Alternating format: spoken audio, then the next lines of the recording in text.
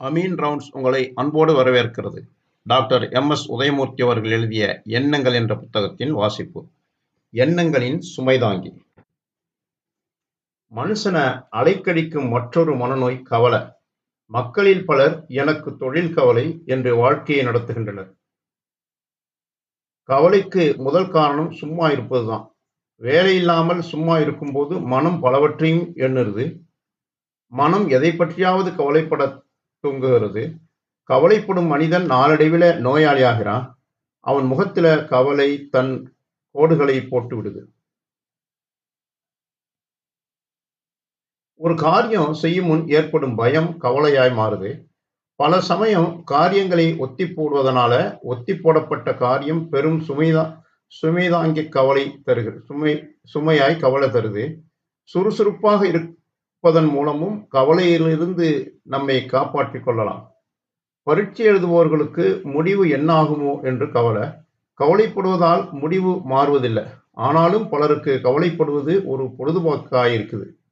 வெளியூருக்கு போகும் வழியில கொள்ளை கதவை பூட்டினேனா என்று கவலை. கோயிலுக்குள் போகும்போது செருப்பு பத்திரமாக இருக்குமா என்ற கவலை. கவலைப்பட ஒரு விஷயம் வேண்டும் என்பதில்லை. எதை பற்றியும் கவலைப்படலாம்.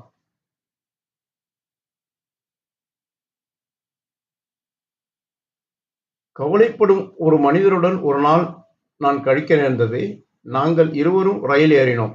ரயில் கிளம்புவதற்குள்ள காப்பி விற்பவன் வருவானா என்று கவலைப்பட்டார் அவர். பின் ரயில் கிளம்பியது.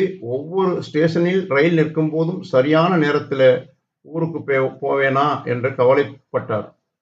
பின் ரயிலிலிருந்து இறங்கியதும் பஸ்ஸில் இடம் கிடைக்குமா என்று கவலைப்பட்டாரு. பின் பஸ்ஸில் ஏறியதும் கிராமத்திலிருந்து வண்டி வந்திருக்குமா என்று மனிதர் தலையை பீய்த்து கொண்டார். ஊரில் வண்டி ஏறியதும் வீட்டில் சமையல்காரன் தூங்கியிருப்பானோ என்று கவலைப்பட்டாரு.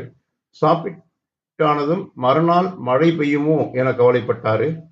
என் பொறுமை எல்லை மீறி கொண்டிருந்தது. நீங்கள் மிகவும் லாஜிக்கான பேர்வழி. ஒன்று மாற்றி ஒன்று கவலைப்பட இத்தனை வைத்திருக்கிறீங்களே என்று பாராட்டிவிட்டு தூங்கப் போனேன். கவலைப்படுபவர்கள் பிறரது கவனத்திற்காக, பாதுகாப்புக்காக, அரவணைப்புக்காக இயங்குபவர்கள் என்கின்றனர் மனோதத்துவ நிபுணர்கள். மருத்துவம் படிக்கும் மாணவர்களுக்கு பாடமும் பரீட்சையும் கஷ்டமாயிருக்கும் போது பாடப்புத்தகத்தில தாங்கள் படித்த எல்லா நோயும் தங்களுக்கு இருப்பதாக ஒரு பிரமை ஏற்படும். நெருக்கடியான பரீட்சைக்கு ஆளான என் நண்பன் ஒருவன் மருத்துவரிடம் சென்று முதல் நாளிலிருந்து தன் இதயம் துடிப்பது நின்றுவிட்டது என்று முறையிட்டான். மருத்துவர் வெகு அமைதியாக கூறினாரு, என் இதயம் ஒரு வாரமாக ஓடல. எனக்கு அத்தனை பிரச்சனைகள் என்றார் அவர். கவலை உண்டு பண்ணும் பல நோய்களில் மிக முக்கியமானது தலைவலி. ஆண்டுதோறும் அமெரிக்காவில் சுமார் 8000 டன் ஆஸ்பிரின் தலைவலி மாத்திரை தயார் செய்கிறாங்க என்றால் அதிலிருந்து மனிதனது கவலைகளின் அளவை புரிந்து கொள்ளலாம். பலர் கிடைக்காததை எண்ணி கவலைப்படுவாங்க. கவலைக்கு மாற்று நமக்கிருக்கும் வசதிகளையும் வாய்ப்புகளையும் உடல் நலத்தையும் நமது குடும்பத்தை பற்றி அதில் உள்ள நல்ல விஷயங்களை எண்ணுவதாகும். அந்த நல்ல விஷயங்களுக்காக கடவுளுக்கு நன்றி செலுத்துவதாகும்.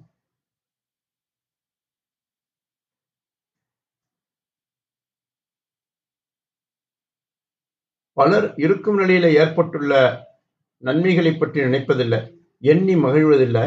அவர்கள் தங்கள் வாழ்க்கையை என்றும் அனுபவிப்பதில்லை. ஆங்கிலத்தில் இதை கவுண்ட் யுவர் பிளெஸ்ஸிங்ஸ் என்று கூறுவாங்க. மகிழத் தெரிந்தால்தான் மகிழ்ச்சி கூடும். மகிழத் தெரியாத போது துக்கம் மேவும். அமைதியான இரவுல தூங்க போகும்போது ஒரு தவளை கொடுக்கும் குரல் ஏதோ பெரியதாக உலகமே கத்துவதாக தோன்றும். அதே போலத்தான் சிறு கவலையும்.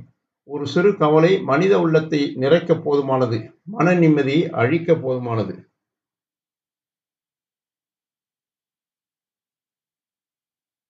கவலையைப் போலவே கோபம், பொறாமை, வெறுப்பு, பேராசை, காமம் என்ற எண்ணங்களும் இவை அனைத்தும் நம் சக்தியை வடித்து விடுகின்றன.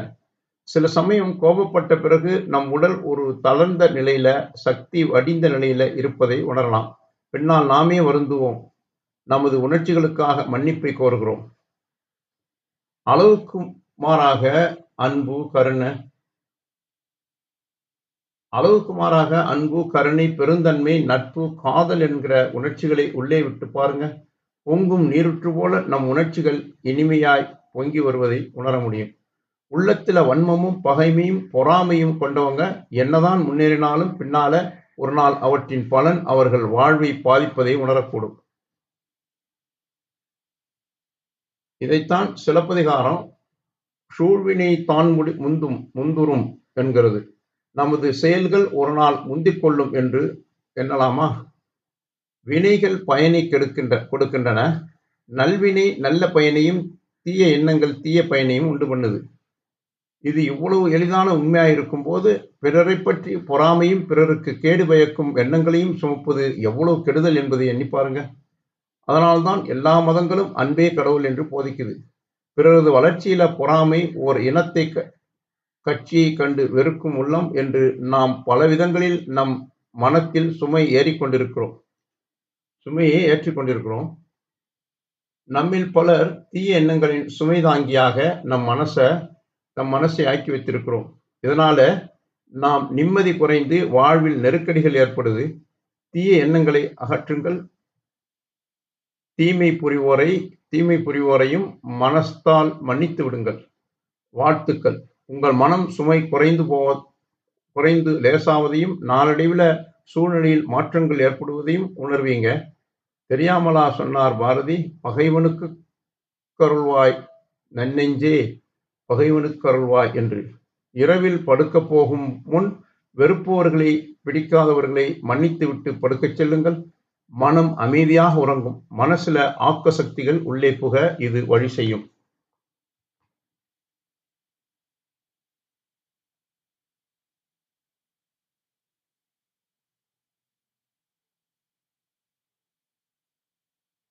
Thanks for watching. Please subscribe our YouTube channel.